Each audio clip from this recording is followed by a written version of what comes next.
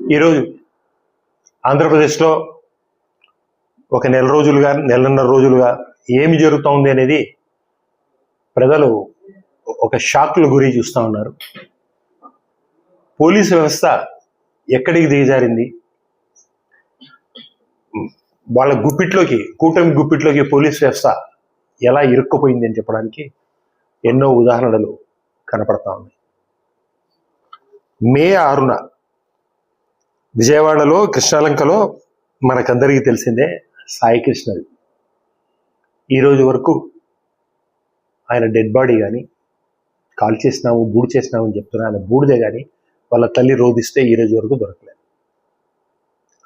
జగన్మోహన్ రెడ్డి గారు వెళ్ళి పరామర్శించేంత వరకు ఆ కేసులో సీరియస్నెస్ కూడా రాలేదు.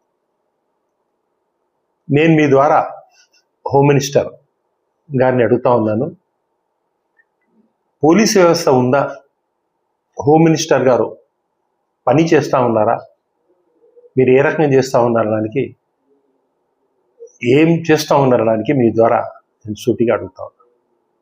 దాని తర్వాత అదే కృష్ణలంక పోలీస్ స్టేషన్లో అదే సిఐ నాగరాజు అతని వేధింపులు తక్కువలేక ఒక సెల్ఫీ వీడియో తీసి సూసైడ్ నోట్ చెప్పి, నేను ఒక మాదిగ కులానికి సంబంధించిన వ్యక్తిని కాబట్టి నాకు ఈ రకంగా హెరాస్మెంట్ చేశారు, అందుకని నేను గుళికలు తాగి చనిపోతున్నాను అని చెప్పేసి సెల్ఫీ వీడియో తీసుకొని చనిపోవడం జరిగింది.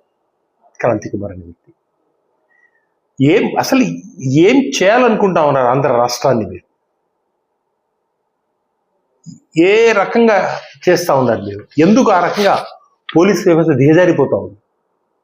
మొన్నటికి మొన్న నెల్లూరులో మురుగోలు పోలీస్ స్టేషన్లో ఏడుకొండలు అనే వ్యక్తిని చిత్రహింసలు చేసి పోలీసులు లాకప్ డెత్ చేశారు. కాదు, అది లాకప్ డెత్ కాదు, చనిపోయినాడు, మందు తాగినాడు, గడ్డి మందు తాగినాడు అని మీరు మళ్ళీ చెప్తా ఉన్నారు. మనుషుల ప్రాణాలకు విలువ అనేది లేదా? మనుషులకు మీరు రక్షణ ఉండాల్సింది. పోలీసు వ్యవస్థ భక్షణ, మీరు రక్షక భటుల మీరు ఎవరికి తొత్తుగా పనిచేస్తూ ఉన్నారు? వ్యవస్థలు నిర్వీర్యమైతే ఈ భారతదేశం మనజాలుతుందా? వ్యవస్థలు ఏ రకంగా ఉండాలి? రాజకీయ పార్టీలు ఈరోజు వస్తాయి, రేపు పోతాయి. వ్యవస్థలు అయితే ఖచ్చితంగా పనిచేయాలి.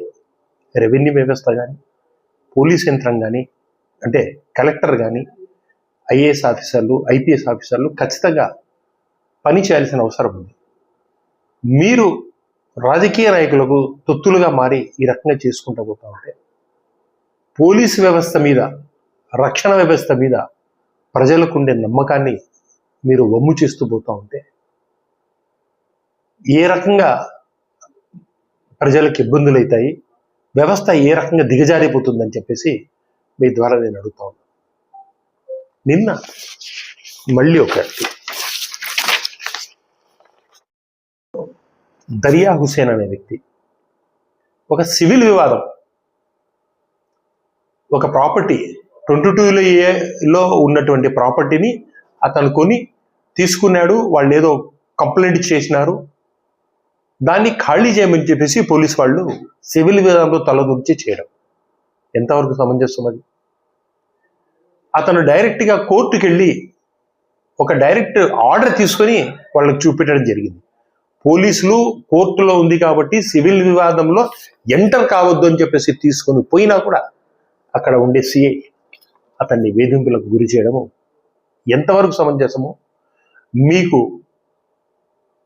వంగలపూడి అనిత హోమ్ మినిస్టర్ గారు, మీ పోలీస్ వ్యవస్థకు భయము, కోర్టు అంటే కూడా భయం లేదా? మీ కడుపులు నింపుకోవడం కోసము, మీ అనుయాయులకు తొత్తులుగా మారడం కోసము ఇటువంటి పనులు చేయడం, ఈ రకంగా హెరాస్మెంట్ చేయడం ఎంతవరకు సమంజసం? క్లియర్గా వాళ్ళ ఇంటికి వచ్చి కానిస్టేబుల్ భయపడిచ్చి ఒకరోజు రాత్రి 11-11:30 వరకు పోలీస్ స్టేషన్లో పెట్టి ఫ్యామిలీని అందరినీ హెరాస్ చేయడం. మీరు ఒప్పుకోండి, ఇమ్మీడియట్గా ఇల్లు ఖాళీ చేయండి, లేదంటే డైరెక్ట్గా మీకు గంజాయి కేసు పెడతానని చెప్పడం.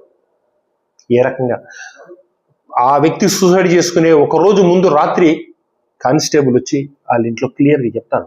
అతను క్లియర్గా సూసైడ్ నోట్లో కూడా చెప్తా ఉన్నాడు, నాకు ఈరోజు పొద్దున 10 గంటల లోపలగిన నువ్వు ఖాళీ చేయకుంటే ఖచ్చితంగా నీ మీద గంజాయి కేసు పెట్టి నిన్ను లోపలేస్తాము, కోర్టు కాదు కదా ఎవరు నిన్ను కాపాడలేరు అని బెదిరించడము. పోలీస్ వ్యవస్థ ఏ రకంగా దిగజారిపోతా ఉందని చెప్పేసి నేను అడుగుతా ఉన్నా. అతను క్లియర్గా సూసైడ్ నోట్లో చెప్పడం జరిగింది, నేను ఇన్ని రకాలుగా ఇబ్బంది పడతా ఉన్నాను, నేను ఒక పేద ఉర్దూ అకాడమీ మెంబర్ కూడా ఆయన దర్గా